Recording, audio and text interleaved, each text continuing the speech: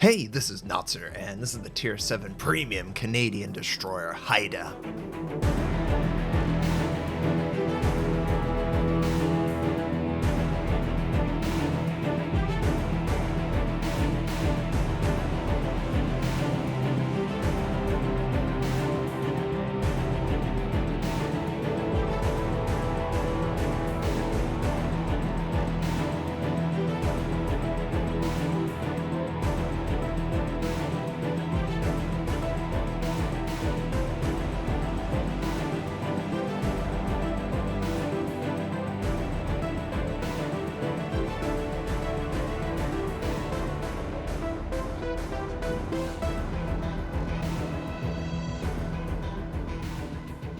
The Haida has been a pleasure to play.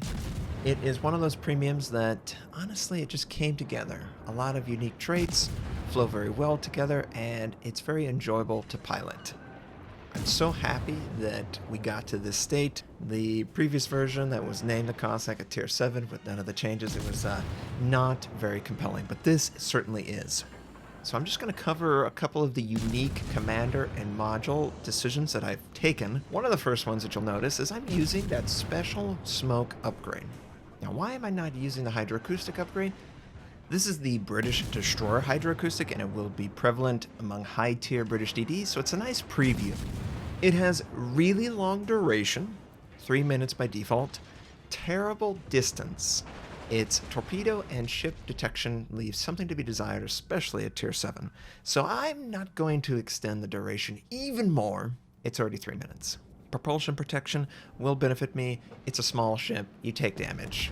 You have floaty shells. You have to be close. But the smoke upgrade, why choose the smoke upgrade? Honestly, it is fantastic for Haida. Haida is benefiting from the Perth smoke design. And the Perth smoke design allows you to sort of creep around with your smoke.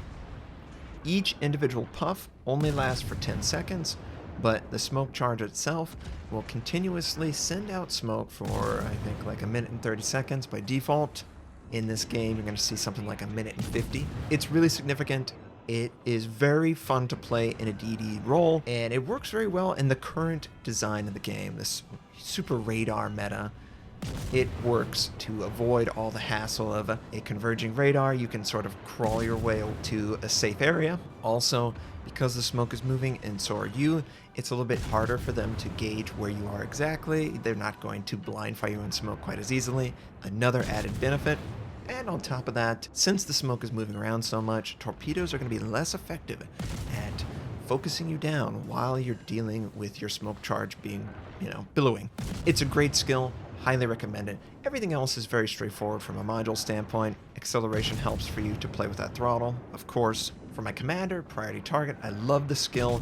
It works very well for my DDs. It allows me to openly fire and know who is actually targeting me. Last stand, no brainer, drone rush. I prefer it over the smoke billowing skill that enhances the radius. I just don't find that very useful. But if it's useful for you, awesome. I take damage, therefore I want to enhance that weakness of my character. Superintendent, survivability expert, all very safe. Concealment, very safe. And then to round it out, eventually, radiolocation. Radiolocation just allows you to never be ambushed.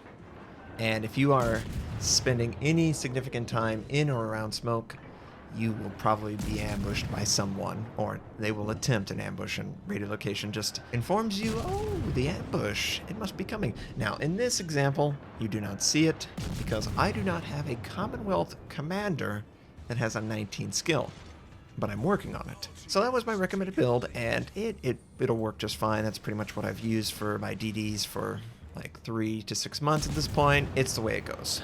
So the Haida, that's a premium camouflage. You have to spend about 2,000 doubloons to get the all-Canadian, but it's so beautiful. They did a great job of giving a lot of flair and also keeping it very respectable. And I really appreciate that. You could choose not to use this camo. It's the exact same effect as the default premium camo that comes with the ship, and it looks just fine. It looks like any other British camouflage. But this is Commonwealth, so you can't benefit from having British commanders that are super skilled. You have to have your own. That's one of the unfortunate realities that was placed upon it when it was introduced in the Commonwealth branch. Why was it introduced in the Commonwealth branch? It's Canadian, and hopefully eventually there will be dedicated Commonwealth fleets that are pretty much British DDs with different flair. Maybe they'll have this smoke billow. If this is the sign of things to come for the Commonwealth fleet, it can't get here fast enough, because the billowing is really fun for me personally. It really changes the way you play the game. So for the Haida, fantastic concealment, 5.7 kilometers with everything that I could equip to the ship, you know, commander skill, camouflage, you get the idea. It is incredibly concealed. It has gun systems that are incredibly accurate.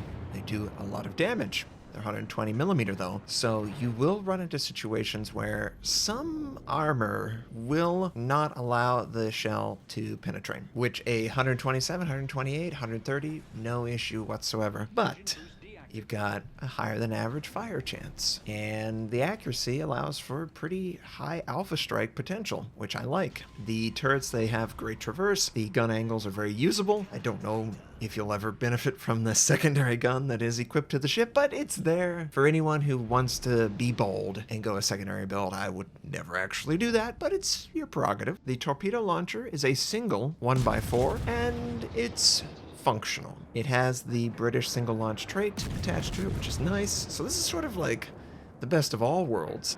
It's got the British single launch, it's got the Perth smoke, it's got the hydroacoustic as an extra bonus. You'd have to choose between speed boost or hydroacoustic. It's great, really enjoyable to play, and it does a wonderful amount of damage, both guns and torpedoes if they ever make contact. So we got a couple enemies trying to converge on us, and you're going to kind of see what I was talking about with the creeping smoke. As long as you play within a fourth of your stop, so one tick up or down, fourth speed, you will not outrun the billowing effect of the smoke. It will just be there and be awesome. And when you're able to do that, the enemy is going to have a tough time trying to gauge exactly where he needs to send his torpedoes, if he happens to have ones like the Al Jadi.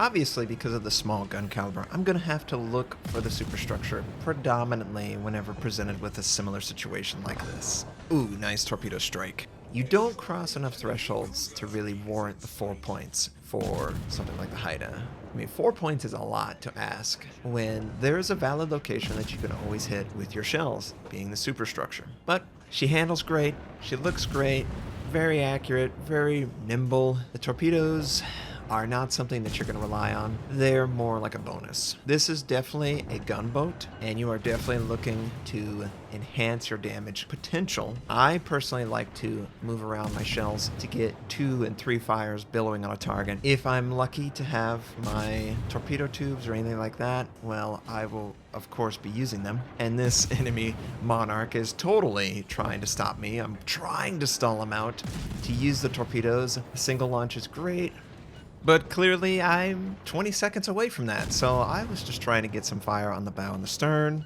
also superstructure, burn him down as quickly as possible, and of course he closes the gap and he's within the fire range of the guns, which I don't really enjoy, and I'm going, oh, torpedoes, you gotta get on. This is one of those situations where, you know what, since the single launch is there, completely valid.